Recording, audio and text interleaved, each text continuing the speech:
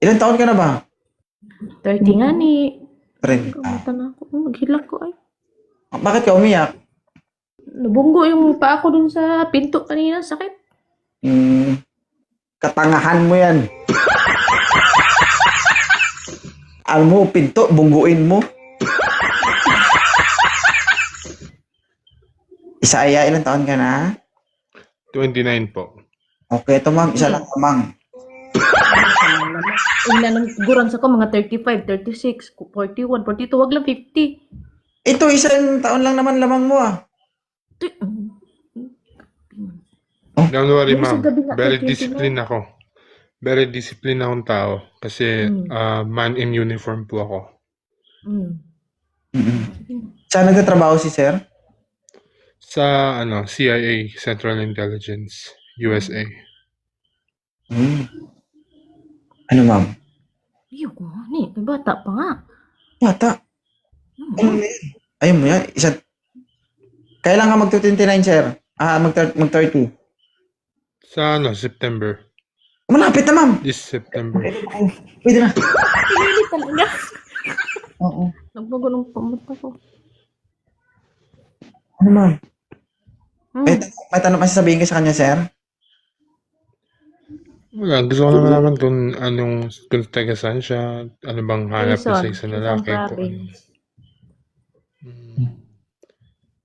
Ano bang hanap niyo ba sa isang lalaki, ma'am? Ano, mabait. Hindi na nakit kasi nasaktan ako. May sugat ng aspis niyo. Ay, hindi ako ganun na tao kasi yung marespeto ako sa babae, actually,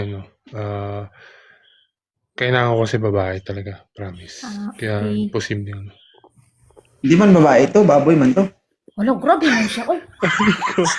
Hindi, joke lang. Huwag ka malikot! Ang likot-likot.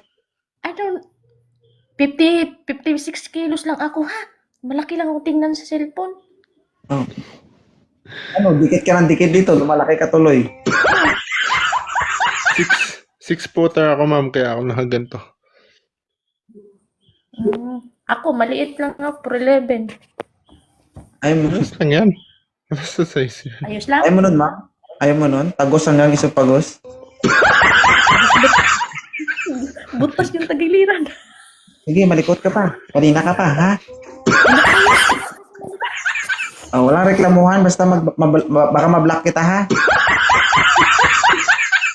Oh. Ayaw mo kay sir? Okay na yan. Sir, may tanong ka pa sa kanya, sir. Wala naman na, ma'am. Ay, sir. Ikaw may tanong ka pa sa kanya, ma'am? Wala na. Okay ka na? Ready ka na? Sige. Magtawag ka na rin ng nurse, ha? Baka ma-hospital ka. Medyo malaki to.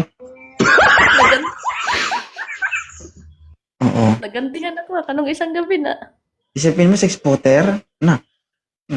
Wara. Oo. Sige. Follow mo siya, sir. Nakapalaw na kanina pa, sir. Okay. Thank you. Salamat.